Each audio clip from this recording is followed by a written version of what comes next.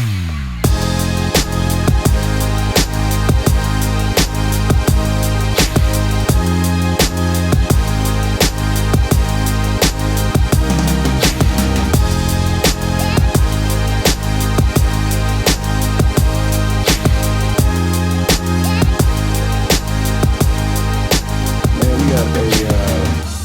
guest in the building today. Real special. This is going to be a lively one. Anybody in our circle that knows us knows that when the three of us get together, for sure, we got a 5 or 6 man crew. But when the three of us get together,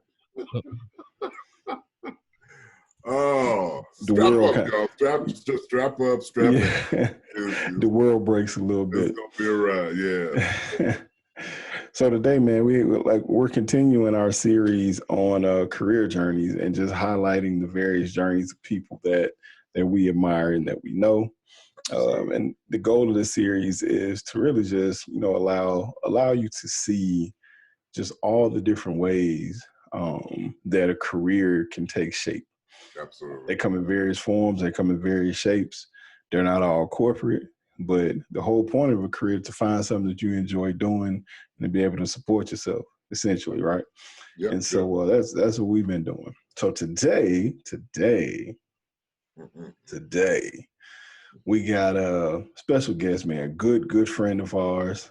He's actually my next door neighbor, probably about 4 houses down. We've been rocking for almost 10 years, man, since we've been in Houston. His name is Lord-Rudy Goudy. He hails from Milwaukee, Wisconsin. We're going to get to know him a little bit today. What's up, man? What's going on, man? I'm glad to be here, man. Thank y'all for finally, putting your boy on the show. I've been watching. I've been a big fan, so I just appreciate you being in the seat today. Hey man, every time we get together, it's just so much knowledge there, man. Just experience too, man. I call this dude one of the hardest working friends I've ever had because I've never known this dude not to have a job. Oh, no. Even when I hear people complaining about not being able to get jobs, I'm like, well, how does this dude keep getting jobs? Typically, it's always it's not that they don't want to get a job. It's just not the job that they want. Right. And it's not in the field that they want. So, but it's money out there. Yeah, but to me, man, I consider, to me, that makes you like a humble human being because you're willing to even take something that you might not want at that particular time because you got responsibilities you got to take care of. You ain't wrong. And I seen it. I always say I am what I see. Growing up, I saw my dad do it all. You know what I'm saying? There was 10 of us in one house. And we had to eat. So he like, whatever we got to do to eat, that's what we going to do. So since that's what I saw, that's what I'm going to do regardless. And I'm a student of experience. I love experiences, so especially without having a degree, those experiences and the experience that I do have typically gets me in the door. Once you put me in anybody's face, I'm going to talk him down. You understand? In Milwaukee, that's what we do. We talk. Midwest, we talk. So, but it helped me because I can adapt in not only any surroundings, but I'm like a chameleon. I could talk to anybody in any circle, but that just came from experience. Yeah. And like you said, being humble. Everybody bleed. We all bleed. One thing's for sure. We came in this world with a birth certificate. We're going to go out the world with a death certificate. You know what I'm saying? So we got all that in common. And me knowing that, just put me in front of somebody. We're going to talk. I'm going to find something that we got in common, and I'm going to go with it. Mm. Yeah, you definitely got the people skill side. One of the things that pops out for me, and I've watched you for years, bro, is that, and we can tap into it, as we go on with that, but something there doesn't allow you, and I've seen things come at you pretty funky, but it doesn't allow you to punk out and die. Now, I'm a city boy. You are. We could go there, but you one of them brothers on the way down. You swinging, so it's just and that heart thing. That's what I really, really appreciate because I see people who have it all given to them. They're privileged. Right. They're whatever. They ain't got no heart. and they can't keep up. Mm. And in times like this, they being exposed. Oh yeah. That's true, man. Oh. And I think the one thing that all three of us have in common, both of you guys grew up in Midwest metropolitan areas, Milwaukee and Detroit. All my people from Mississippi though, so we probably related. Right, we probably related. Don't even know it. That's true. Oh, we all go back to the South, bro. Right. Yeah, that's true. That's true. That's true. We Chattanooga, Tennessee. Here, we all go back to the South. Yeah, and everybody listening, I'm from Greenville, Mississippi. But the one thing that I know we all have in common, just our different families, man. Come from blue collar families. Oh, yeah. It's all about work. Yep. If you don't work, you don't eat. Yeah. And it's funny because my wife and I, man, we have small amounts of free time. But even when we're just relaxing, man, our minds are just constantly spinning on work. It's just trying to be productive. And if we're not being productive, we feel like we're failing. You know what I mean? Yeah. But that creates a work ethic, man, that I think a lot of people kind of miss sometimes. Yeah. Often at the plantation, and I got this from Lord-Rudy. Often at the plantation, we adapt the plantation mentality. Mm. We just sit there expecting the plantation to take care of us. And I'm sorry. I mean, I insulted a couple of people in the room. I didn't mean to, but I did in a way. I said, if you go into work and office a job every day, and that's it, you're on welfare. Ooh. You ain't wrong. It's just a different. You're on welfare. You ain't taking none of this or doing nothing with it. Right. Yeah. Yours coming once a month. You just getting it every 2 weeks. Yeah. Yes. That's it, man. Half the time, ain't nobody working nowhere. We show up, take the man's money, play on the internet, go home, and we mad because we can't get an extra vacation day to do more than nothing. Right. So let's dig into your background a little bit, man. Until I met you, man, I didn't know anybody from the state of Wisconsin, period, to be honest with you. And just having all these conversations over the years, man, I've learned a lot about Milwaukee and just the demographics and the dynamics there, just that whole Midwest area in general. We had a good friend from St. Louis, then you got Milwaukee, and then Eric's from Detroit. So, I got a good feel, and I know a few people from Chicago, which is all kind of in that same area. So I have a good feel of kind of like what a lot of you guys' experience was kind of coming up in those Midwest areas. But for you, man, tell us a little bit about the Milwaukee you grew up in. Whew. Well, the zip code I grew up in is 53206. To this day, it still has #1 incarceration rate for African-American males. By the age of 13, you pretty much, you done been to jail at least once or twice. By the age of 17, you done did 3 weeks to 3 months. By the age of 21, you either did 5 years or you pretty much a felon. I've had friends that in high school, I had a friend that was a sophomore in high school. He was a 2-time felon. Sophomore? Sophomore in high school, 2-time felon. Wow. Yeah. He dead now, but he was a product of his environment. Yeah. If you think about it, when you look at Milwaukee, people don't realize we 45 minutes away from Chicago. 45 I-94 straight up. 2 to 3 from Detroit, depending on which way you go. You know what I'm saying? So if you get in trouble in Milwaukee, you're going to Chicago. You get in trouble in Chicago, you're going to Milwaukee. You get in trouble in both, you're going to Minnesota, St. Louis, or Detroit. It's all the same. Only difference is the music. I ain't even gonna lie to you. The population is the same. The way that they set up the city is the same. You got most of the black people on the north side or they on the south side. In every city you go to, it don't matter. It's either or.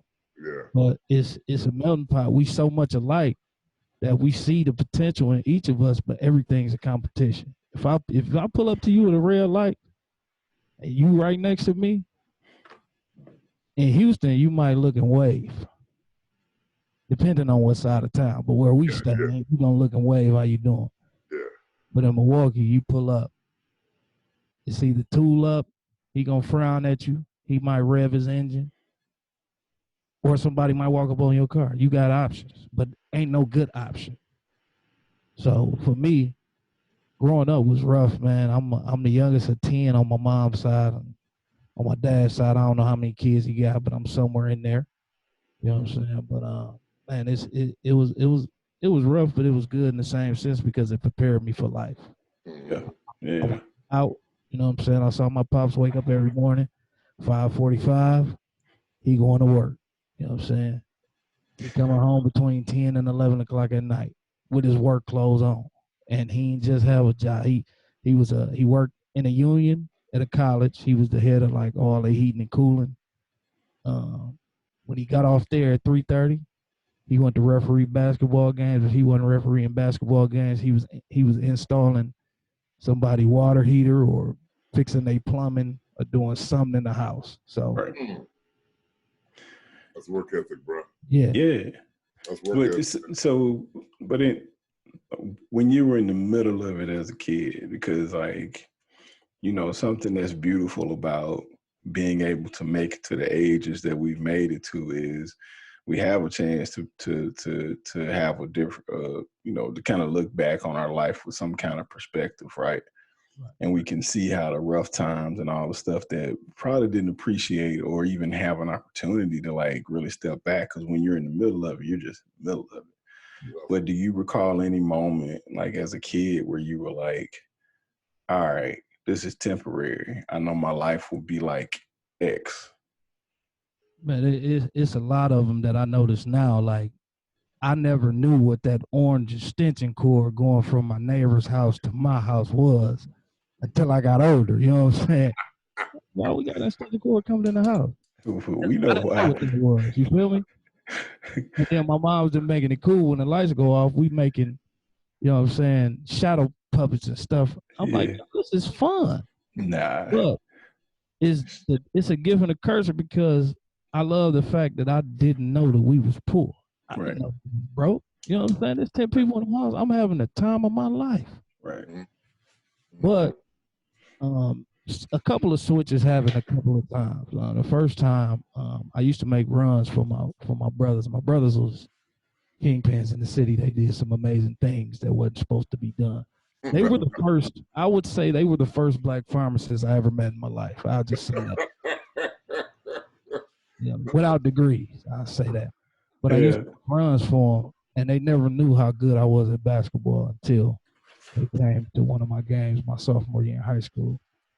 And I put up like 30 in the first half. At halftime, my brother came to the locker room and was like, bro, I can't see you no more. He had already got kicked out the house. Got kicked out of my parents' house. He was the last one before me. They kicked him out. He was like, bro, I can't see you no more.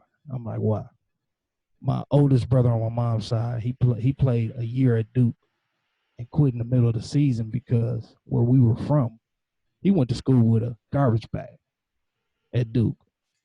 And I'm sure when he pulled up, he saw kids coming out with Rubbermaid totes. They was built for it. They was prepared for it. He just happened to go to a Title 220 school for free, get good grades, play ball, went to Duke for a year, came back in the middle of the year and was like, I can't do it. And my mom told me that he said he couldn't do it because it was foreign to him. He wasn't used to being around all them nationalities. The school was too big. The expectations for him was different from the students that were there because they were born into it. So he came back home. He went and worked at Blue Collar, Quadrographics. Let me go make these magazines. Went from making magazines, he went back to hustling. But that's what he was comfortable with. That's what he knew. Yeah. You know, so once my brothers told me I couldn't do that, the first switch was me meeting my best friend, which is, I call him my brother, meeting him, seeing how he took academia seriously and basketball at the same time, seeing how he operated at school compared to me. I was a class clown. I'm the class clown. He's sitting in the front. He get his work done and move on. You know? He was the reason I went to college. He said, I'm going to college. I'm sitting in the counselor office with him. This funny, he had half day, right? His GPA was like a 3.9. He had half day. I got half day too. My GPA like a 1.7. Like he leave at 12, I'm leaving at 12. I don't know what y'all gonna do, but we gonna figure this out. Why he get to leave and I don't? That's wild. Yeah, but then the crazy part, that was the first switch, but the biggest switch for me was graduation. I barely made it. I barely graduated, skin of my teeth. I'm sitting on stage in between him and the valedictorian. Why am I sitting on stage? Nobody can still answer that question for me. It's, in my high school, I was, you know how they say most likely to succeed? That was me. I didn't know what you're talking about. This dude got on stage. I'll tell my daughter, she about to graduate. I'll tell her now, like, I graduated with 1.7, baby. I sat next to your uncle who got $89,000 worth of scholarship money. Every time they named the scholarship, he's standing up clapping. The girl next to me got like $150,000 in scholarship money. Where we from, I didn't know that a cumulative average, grade average, was currency. Nobody taught me that. No. For me, it was enough to graduate high school. I graduated, I thought I made it. Yeah.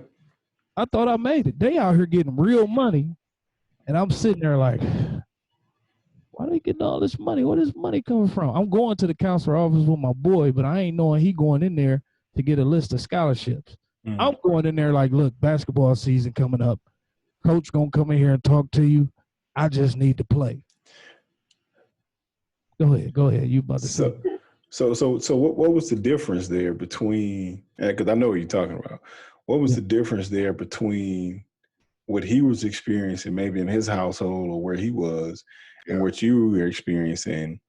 So much so that, you know, he was being influenced to follow a certain path and to do things a certain way. You guys were pretty much, you know, two peas in a pod, but for whatever reason, at that particular time, you didn't have that background. You didn't have those teachings. Again, I am what I see. Yeah. I had nobody in front of me to look at. His sister graduated from the same high school we graduated from. When she was a senior, he was a freshman. Okay. She graduated, she got scholarships like that. He saw that. Gotcha. So because he saw that, he like, we got the same last name. People are going to expect me to do the same thing that she did because we're going to the same school. Right. He just upheld it. He just did that. Me, I went, and I did have a brother that graduated too, but he left before I got there, and he was my real father's son. So I never met him. I just knew when I got in the class and they said Goudy, everybody was like, "You Romero brother? You Rowe brother?" I'm like, I guess I ain't never met him. Yeah. You know what I'm saying? But that was another switch because my best friend who got all the scholarships, my brother dated his sister. Oh, so wow. He introduced me to my entire side of my biological father's family. Yeah. He was like, "Roll your brother? Man, when he come back from college, I'm gonna just tell him to come by the crib. And you can meet him." That was another switch. My brother was a hustler. He was an entrepreneur too. That's where I got it from. It's in me. My real biological pops, he drove taxis, had candy shops, and had a women. That's what he did. Never worked a regular job. Never. So the entrepreneurship was in me. I want to ask you a couple of questions, and I'm going to go back and pick up on something. And it's really strong because we talk to people all the time about, hey, you know, you can do this, you can do that. But you said you are what you saw. Yeah. Now, I'm looking at the people around us, and I've spent some time in the big city. I know exactly, you know, what happens in the culture. Were people around you more prone to see the scholarship people or the people who were just hustling and slinging or whatever? If you looked at your class as a whole, what were they most likely to see and follow? Put it like this. We didn't know our potential. So first I'm going to tell y'all, when we had career day, we didn't have nurses coming. We had CNAs. You know what I'm saying? Wow. We had CNAs, we had barbers, we had plumbers. You know what I'm saying? It was all blue collar. Gotcha. Yeah. Gotcha. In my high school, we had the wood class. Yeah. We had shop.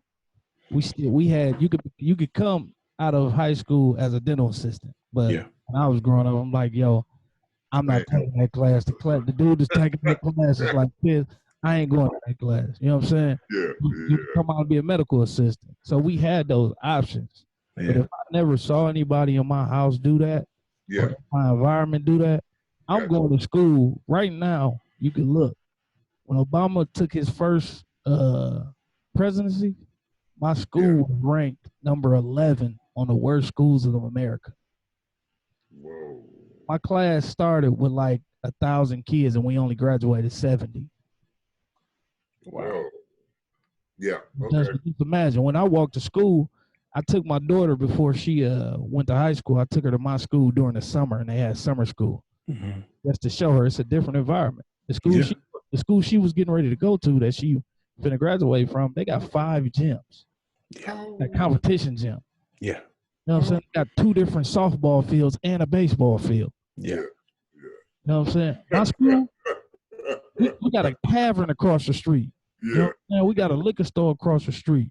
We got a candy store across the street. You know what I'm saying? And all through the school and around the school, all you see is cats selling dope. You see crackheads. You know what I'm saying? You see people doing what they do. You see hoes. You see everything. You know what I'm saying? So that's the environment I'm in when I get out of school. I don't see, and I don't have people coming to my school telling me like, yo, man, you really could be an engineer. I told Marcus, he laughed. Like, literally, he was the first, like, pharmacist that I knew that went to college. You know what I'm saying? I thought my dad was an engineer. People think I'm stupid for saying that. I thought my dad was an engineer. He was a plumber. I thought that's what an engineer was because that's what I saw. Gotcha. Well, no engineers come to my school. You know why? Because the environment was too bad. But you know, the crazy thing about that is it's the same lessons in adulthood too. The one thing you keep saying and you keep repeating, the thing that Eric picked up on was like, you know, you are what you see. You flip that into adulthood and it's like we are the people we hang around. You know what I mean? We are who our circle is. And you know, the one thing we talk about on this show often is, you know, because we deal a lot with people who are trying to kind of advance in the corporate space or just trying to advance in their careers, period. And the main thing we talk about is, hey, well, who's in your circle? Like, who are your friends? Are your friends, do your friends have the same ambitions as you? If they don't, you might want to start checking them, you know? But the dope part that came out of that too was the clique of friends that I was rocking with at the time. We pretty much ran the school. I'm not even gonna lie. We ran the school. And then at that time, E.T. was present in my life too. But he was Tell everybody who E.T. is real quick. Eric Thomas. You know what I'm saying? He'll tell you he got his start in Milwaukee, Wisconsin. Breaking cycle started in Michigan, but when he started touring schools and stuff, he started in Milwaukee, Wisconsin, and went from Milwaukee to Chicago, from Chicago back to Michigan, then it went to the world. So I had him coming too, and he was giving me tidbits, but his at that time, it was on a total different level. He's still the same person, but he there. I'm like, yeah, man, you hear every once in a while. I wasn't really gravitating to what he was talking about. We was still cool and everything, but it was like, yo, you on a whole nother level. You an adult doing this. I'm a kid. How can I do this? I couldn't see myself doing it. But he saw it in me. That group of kids that we was so cold, man. I ain't gonna lie. We had like 4 or 5 fights in the school, shut the whole school down. They had to bring SWAT and all that. It happened so much, but we was so connected with the right people. I never got kicked out of school. Awesome. It got to the point where they brought Stedman Graham in to talk to us, man. Oprah dude, he came to talk to us, and he came to talk to us about friendship. But the way he talked to us, he didn't relate to us. He talked to us like, 2 years from now, you guys aren't going to be friends. You're going to go off to college, and some of you guys are going to be dead. And we like, yo, you don't even know us. We're a brotherhood. How you going to come and talk to us and tell us what we not finna do? He didn't relate to us, and he didn't reach it. He just started teaching like teachers do. We like, yo, you just doing this because somebody asked you to do it. You don't even know. We didn't actually take what he was saying because the delivery was bad. Right. So that matters. It matters a lot when you're talking to kids. I'm going on, but that matters. That was the first, like, it was like, yo, you're not trying to show us what you trying to say ain't working for us. Yeah. So how long? Let's jump to college real quick. Let's talk about your college experience. I know a little bit, but share like a brief summary of your college experience. Now it's funny because I tell people, like, in this short time I lived a long life, man. I ain't dead on this earth. It's crazy. But anyway, got out of high school. My brother was first. My best friend, he was going to University of Tennessee. I'm like, yo, I gotta. Anthony Hardaway, my favorite player. I wanted, at the time, it was called Memphis State. I wanted to go to Memphis. Basketball-wise, I probably was good enough to probably make it, but I'd have had to pay to go to school. Yeah. But academic-wise, they like, nigga, you got a 1.7. You snuck out on your SATs. You know what I'm saying? You didn't take the PSATs. So when you go to college, you got to take those pre-exams. Yep. So my brother was like, dog, I want to be in the backcourt with you. I'm like, I want to play with you too. So our AP at the school, he went to Rush College in Holly Springs, Mississippi. Mm-hmm.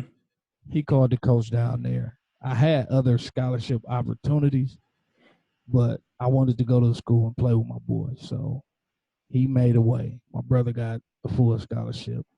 I supposedly had one. When I got to the school, it went from a full scholarship to a partial to nothing within 3 days. Wow. He promised the same scholarship. The coach had promised the same scholarship to 40 other freshmen. Now look at this. This is the crazy part. My mental, I didn't have a mentor or anybody in my mental that I could reach out to and be like, yo, should I just stay red shirt, still go to school, wait my turn? Yeah. I didn't know wait my turn. I'm in practice. I'm like, I'm better than all these cats. Right. All these cats getting this work every day. I need to play. So one day I'm at practice. The starting point guard, like 6'9". He trashed to me, though. I'm holding him. He holding me. We going back and forth. I faked back door because I used to could jump at the time. My brother saw me fake back door. He threw the lob. Dude took my legs from under me. I fell. He walked over me and said, this ain't high school no more, boy. This college. Went the other way. I looked at the coach. Coach was like, oh, he don't know where I'm from. We go back down. The very next play, I act like I lose him back door. He go rushing back door. He get in the air. Not only do I take his legs from him, but I snatch him. So all his upper body, that's what's hitting the ground. I get on top of him. This ain't high school no more. This college. Coach grabbed me, pushed me. You know what I'm saying? He got mad. Put me on the wall. You need to get out of my gym right now. Say no more. I didn't go to practice after that because we got in a big fight with all of them. Everybody. The dude was a Q, too. Yeah. So all his people was at my door. Right. To cool off, I went to go see my girlfriend, who's my wife right now, at Oakwood. On the North, South, East, West tournament. It's 2001. I asked, could I play? They let me play. I punched the clock. I'm doing work. Roddy walked up to me after the game like, oh, my God, you go to this school and you not playing for us? I'm like, I don't go here. My girlfriend. He like, hey, if we can get you in school, can you come play for us? I'm like, absolutely. So, long story short, I just stayed in Huntsville. They got me in school. I saw the team, and I had talked to my boy. And he was like, dog, you don't want to waste no eligibility on that. So I said, all right. So I didn't play. I ended up. Well, that was around the time when I met you, too. Yeah, I just played in the Heroes. Instead of playing in the league, I played in the Heroes. I tried to get on at U of H. Ended up trying out for the D League. Long story short, ended up dislocating my shoulder. got suspended from the NCAA indefinitely, ended up back home. That was my college. But I didn't know what I was going to college for. Had I known, I got 4 cats that I trained and played AAU for me when I got back home. They all got a degree in general education. And somebody told me about a general education degree, I'd have got that joint. Yeah. All them kids coaching at colleges right now. So is it how many years of college did you do total? 3. So 3 years of college. Go for it. Yeah. Do you get your I didn't degree? have to pay for it. No, I didn't. No. So didn't get your degree. 3 years of college. All of these things are happening, right? Yeah. Choices that you made are leading you down the path of X. Things don't work out. Okay, you turn around, you go on to make another choice. Okay, things don't work out. You turn around, you make another choice. Yeah. And not everything seems to be working in your favor. Nope. Right. But then at some point, things turn around because you're sitting here talking to us today. Do you remember what your original plan was? I didn't have one. Who? Go to the league. It was the league, sell dope. Done 2 options because that's all I knew. That's all I saw. Right. That's it. So it was the league, sell dope. What happened? What were the events that got you to where you are? Because, I don't want to leave the conversation without being able to share. Like, I've been with you talking to young cats. Yeah. It's powerful. It's going to work. So when did that pivot happen? Step 1 was me coming back home and being depressed because I didn't make it to the NBA. I had 3 contracts to go overseas, but at that time I had just had my daughter, and $28,000 to $32,000 for 8 months. And I got to come back home, and she calling another nigga daddy. That ain't gonna work. Right. You know what I'm saying? I told my mom if I ever had a child, I'm gonna take care of that baby. So that was out the window. So luckily, I had an uncle who had just came. Well, no, he had been out of jail for about 16 years. He had just got expunged from his felonies. He became a firefighter. He met a young lady, and they were dating at the time. And she plugged me with Washington Mutual. And I went working that was my first corporate gig. I had worked Sam's Club, Walmart, Citgo. Right. I had the regular gigs because we got to eat. Right. But Washington Mutual was my first corporate gig. I worked my way from the call center to the cash operations department. When they did the big merger with Washington Mutual and Wells Fargo, I was a part of that for 4 years. That was amazing. They gave me a severance package. And in the midst of all that, when I came back, I met a mentor who actually helped me organize some things and put some plans in place. And he taught me this thing that I like to use right now. And I actually wrote a book about called The Priority and Goals List. I learned that back in 2005. It has helped me, so. Yeah. But Wells Fargo, they sold the company. Washington Mutual sold the company to Wells Fargo. Right. I talked to my mentor. He gave me some game. He was like, look, what they going to do, they going to put y'all in the room. Put y'all in the room. They going to give y'all 2 options. They going to say you can get terminated now. Take your unemployment for 6 months and get hired back on at Wells Fargo. Or you could take your severance package, wait a year, and then get hired back on. Yep. I was like, what's a severance package? Yep. HR. They told me, they was like, we're going to give you like $27,000. I was like, what? I opened my first business with that 27 racks. It was a company called Vibes Multimedia. It stood for Vision and Imagination Brings Evolution to Sight and Sound. It was a multimedia company. We did video editing, video production, web and graphic design, silkscreen, T-shirts, CD duplication and replication because CDs was big at that time. We recorded music videos for rappers, which was dope, man. That's what they do. They rap, and it was beautiful, man, for 2 years. But, I hired my friends. I'm going to put my city on. I'm going to put my family on. When I get on, we all eat. Right. That ain't necessarily the way to go if they ain't got the same mindset as you. Right. Same thing we just talked about. All same thing we just talked about. I would eat good, they wouldn't. Mm. They robbed me blind, long story short. And they left me with some bills with the IRS that I had to pay. It took me 6 years to pay them off. Right. So it's like along the way, man, is what I'm picking up on in your story. It's like along the way, although there are a lot of things that you didn't see. Yeah. But the one thing that I have as your friend, as your boy, the one thing I've always given you credit for is you're coachable. Yeah. And, you know, Eric will tell you, my experience is the same. It's like, in order to get anywhere in life, one, you always got to have at least one mentor. And in order to be mentored, you have to be coachable. And what I'm picking up on is, and it's a good thing in your story to highlight, is that, you know, you didn't always have the examples.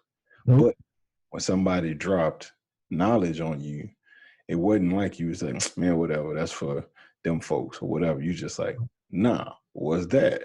Oh, this is the game. Oh, let me use this new knowledge that I got to go do this thing. It's like there was always a pivot with you. Yeah.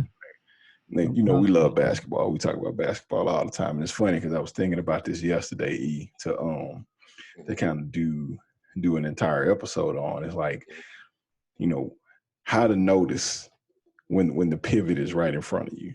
Yeah. You know what I mean? Because I think those of us who've been fortunate enough, and also through our own hard work, and through our spirituality or whatever, that have been able to find success over the years in the things that we're doing, we can always recognize when the pivot is in front of us. Right. Right. And I'm picking up on that in your story big time. Almost at every juncture, whether it was graduating high school, you see a friend, he's getting all this excess stuff, and you're just like, dang, like, how's he doing all that? We in the same rooms every day. And then boom, it's time. Now it's time for you to pivot. You got to start carrying yourself a different way. Yeah. Basketball. Same information. Right. Basketball. Things weren't working out. Okay. I got to pivot. You know, this ain't working out right now. I got other responsibilities. Boom. Pivot. That was a thing because I went from playing to actually coaching, refereeing, right, and not knowing that it was setting me up for something that was going to help me 10 years down the road, which was my mentor program. Like, I helped 21 kids get to college. Yeah. You know what I'm saying? That's crazy. You know what I'm saying? And I didn't even realize it until my wife said it when I was like 26. Yeah. She was like, "You realize how many young men follow you?" And I'm like, "What you mean follow me? Me? For what?" Great. In Milwaukee. You know what I'm saying? Yeah. Great segue. Great segue. We got about 15 minutes left. Okay. When I met you here in Houston, you were working for a number of, youth youth-based group homes, like transition homes, right? Yeah. Yep. Right, and you're doing a lot of mentoring there. I believe you were on staff as well, maybe. All consultant. Just all consultant. I was a little E. There you go. So talk a little bit about that, because because your experience, of course, taught you a lot, and then you, in your heart, you just knew you had to give back in that way. So so when I moved to Houston in 2008, I pretty much ran from the crib. Had a bad situation go bad, not only with my company, but after my company folded, I started selling. So I started serving. So I was making great money, but it only takes one time for you to get scared. And I got scared and I left. And when I left, I came down here. I worked at Target. Man, I sold Formula One race car products at gas stations. But I ended up working at a fairly qualified health center, which is crazy. And I worked there for what, 3 years, 3.5 years. No, something like 3.5 years. But I went from the front desk to running my own practice with no degree.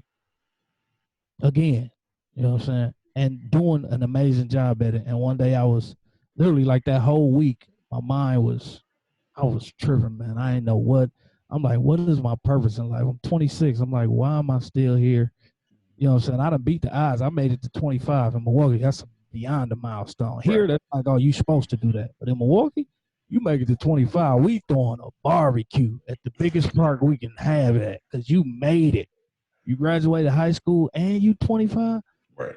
Come on, man. But long story short, I'm at the Fairly Qualified Health Center, and 22 boys come in on the dot, 22. The lady like, yo, we got a scabies scare. One of the kids got scabies. We need to test everybody else. So I already know protocol. Yo, we put them in one room. I got 4 doctors. We're going to see them one by one, but we're going to separate them and talk to them to find out how this happened. So my radar automatically went off. It's 22 boys in one room. They from a group home, so they've been in trouble. So if I leave them in this group home, in this room with nothing to do, they're going to start talking about each other. Somebody going to get mad. Somebody going to start fighting. So I went into coach mode. All right, how can I keep these cats busy? Right. I started talking to them. I started telling them my story. I started learning their story. I started learning more about them. I started encouraging them. I started uplifting them. They left. I'm like, that's it. Like, I want to do that. I really want to do that. So 2 days later, I got up the muster. I was like, I got to find these kids. And I was really finna call the group home and ask if I can volunteer. Before I can call, they called me, the lady that owned the group home. I'm looking for Lord-Rudy. I'm like, this is me. She, what did you do to my boys? I'm like, damn, what do you mean? They can't keep your name out their mouth. They ain't never been to the doctor and had such a good time. Right. And they came back and they've been good. What did you do and how can I get you to do it again? I was like, well, that's cool, man, because I was thinking about, before I could finish, she was like, do you have a curriculum? Hell yeah, I got a curriculum. I ain't have no curriculum. She was like, all right. This was a Wednesday. She was like, I want to put you Monday and I want to look through your curriculum. Yeah. I went home for 4 days straight and didn't sleep. I wrote a whole curriculum. I looked it up. I Googled one on YouTube, on Google.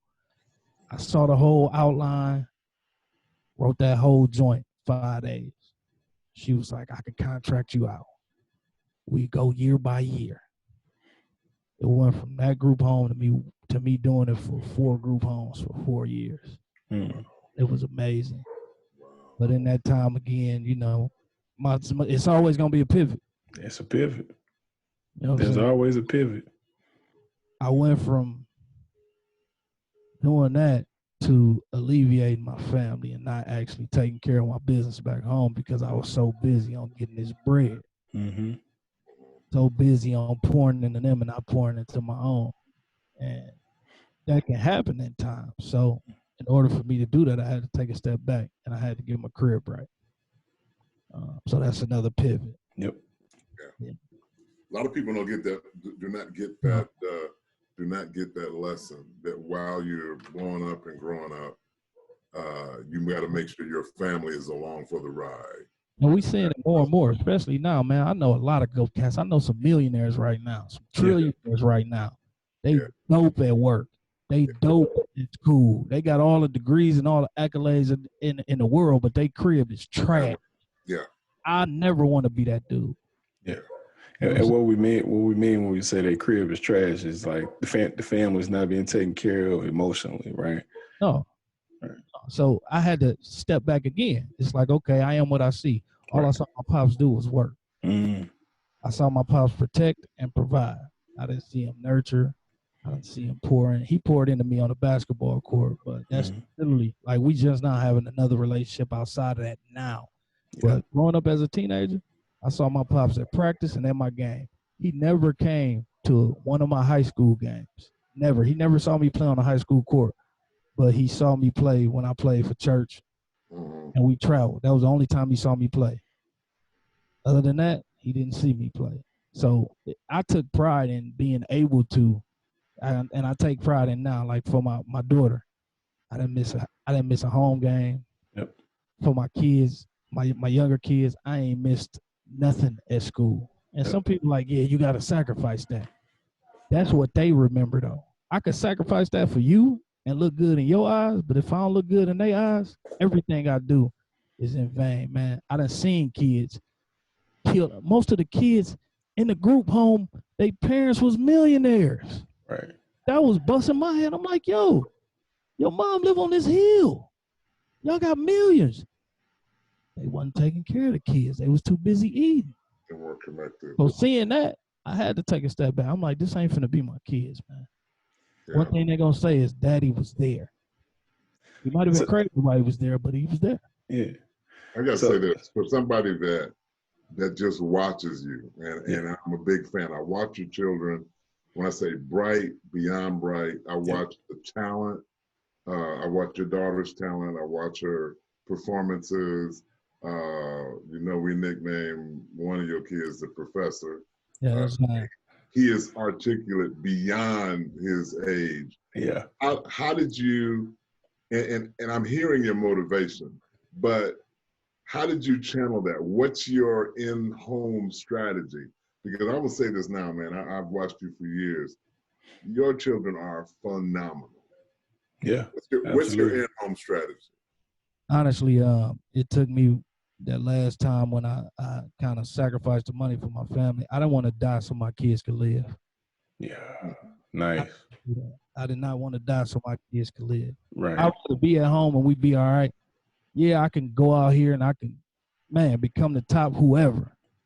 It ain't matter if at the crib all they want is me. Yep.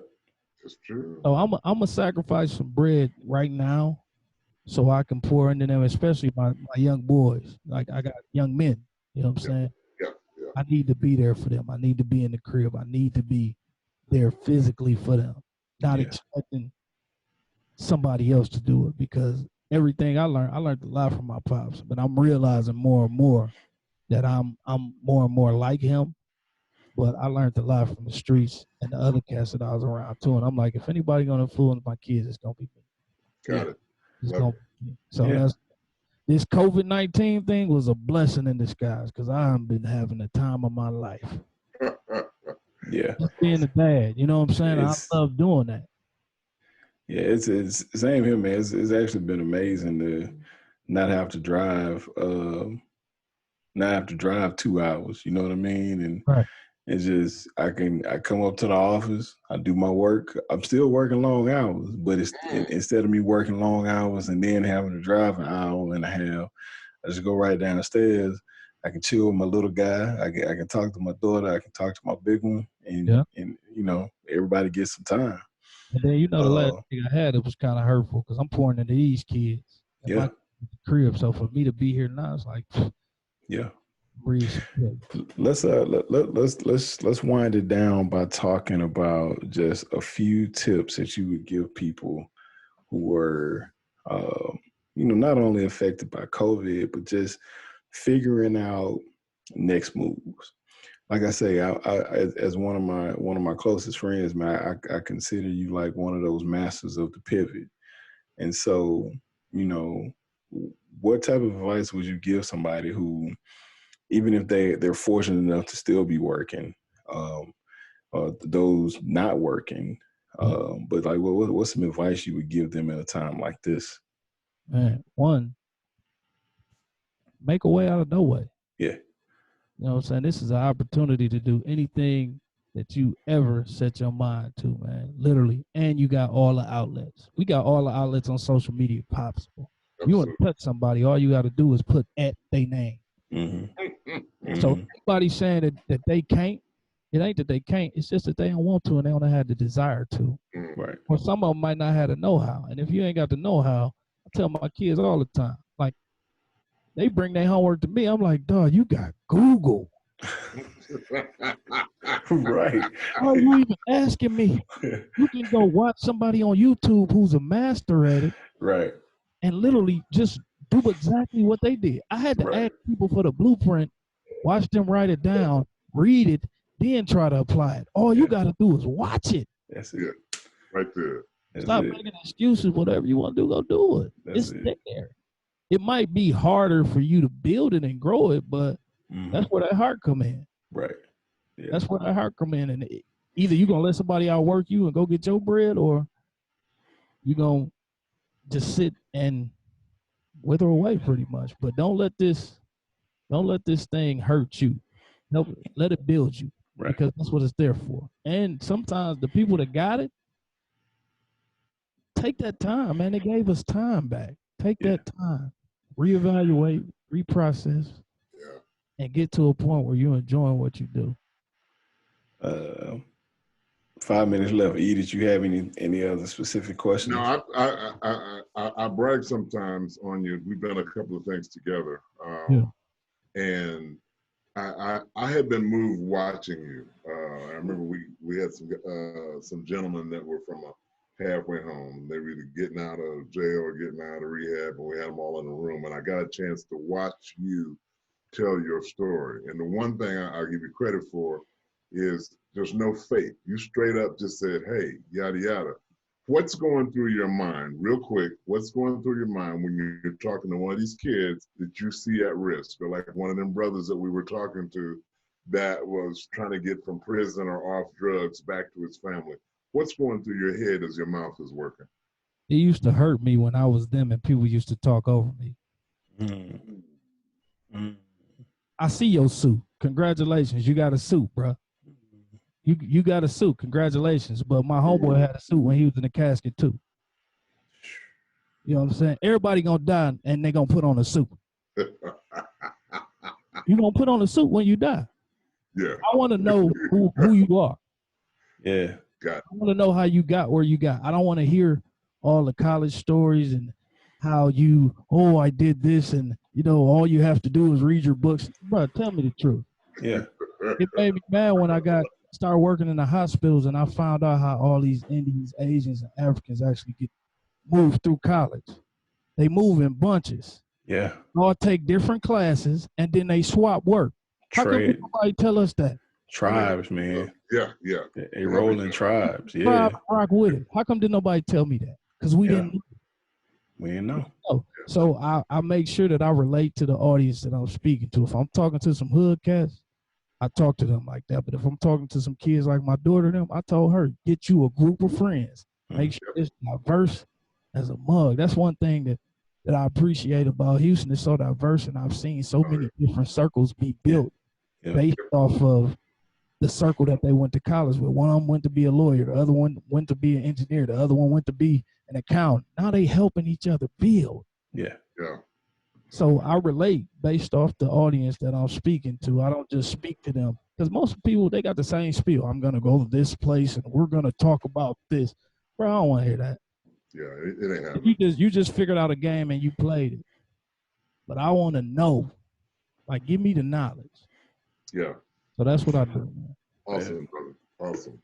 I wish All I right, had. we always wrap up the show, man, by doing two things. We give a final thought, which is really just something that's been either on your heart or heavy, something that you want to share with the audience, and then we give a tip, like a suggestion. Maybe it's like a book that you're reading. Maybe it's an audio book that you came across. Maybe it's a speech that you saw on YouTube that you want to recommend. So it's like recommendations. But we'll start it with our guests. Give them a final thought, and then give them some type of recommendation for the week. Man, my final thought would be, honestly, man, embrace your circle, but don't embrace them just to embrace them. Embrace them to push them so they can push you. So you both can build.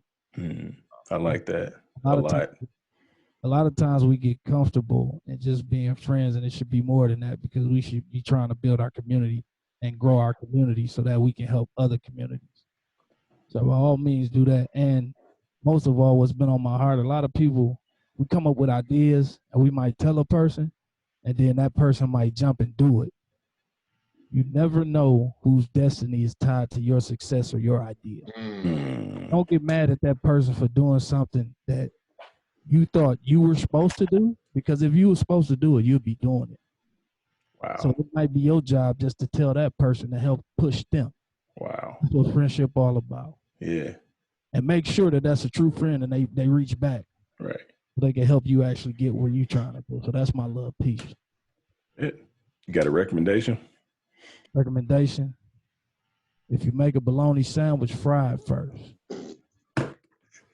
I still fry my bologna and my hot dogs. This why I When you look, see the bubble punching, yeah. I gotta pop it with the fork though. Don't use no knife. Use a fork. This why I love this dude. Look, it's a oh, whole that's bunch. my brother. It's a whole bunch of bologna sandwiches being made now, bro. I'm telling you. My wife was mad at me, but I went and bought 2 boxes of ramen noodles. Like, these kids finna eat how I grew up, because this gotta last. Oh man. How much sodium? We just gonna go for a run. We're gonna go for a run and we're gonna drink clean water. And we'll be all right. E, what you got, man? Dude, mine has been on economics this week. I've talked to several people that said because of COVID, they can't go anywhere. They got more money in their bank account except for food. And I thought about it and said, well, what the heck were you doing with your money before? Going to the mall, looking for places to spend it. Yep. So if there's a lesson to be learned, like I got a tank full of gas that I put in about 2.5 weeks ago, and I still ain't run out. Right. If there's a lesson to be learned, you don't have to spend your money until you're broke. Nope. And hopefully somebody realizes that and doesn't run back out for a couple of reasons.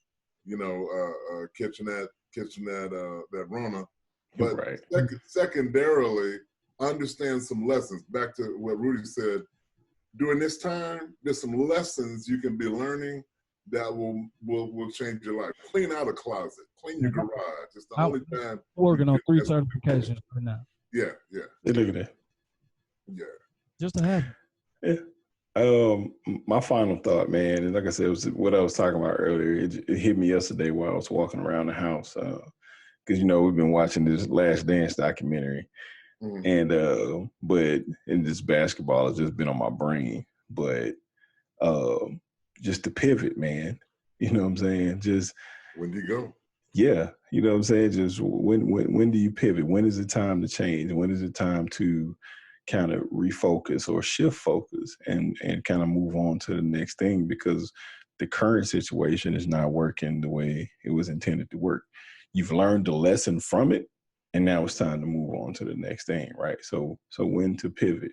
And really a lot of it just takes being aware of who you are in those moments and where you're trying to go in terms of who you want to be, and just noticing when it's time to move on. My recommendation for the week is, again, I can't help but keep recommending this book. I think I recommended it on the last podcast too, and it goes hand in hand. I need to mention this before we get off too, but this book called Atomic Habits. It's a book about the psychology of how we create habits, good and bad habits in life. Maxwell Maltz. He was the first doctor. Yeah. And how we go about changing and making small changes to our habits to become better people. Yeah. Before I get off, man, I would be remiss if I didn't mention our guy here, Mr. Lord-Rudy Goudy, has a book called 21 Days of Habit. It is a 21-day devotional and habit inspiring or habit changing book that is geared to do the same thing this Atomic Habits book does. It's geared to give you spiritual and emotional, physical tidbits every day to get you going into changing your habits. We all know the thing. It takes 7 days to create a habit, 21 days. No, what is it?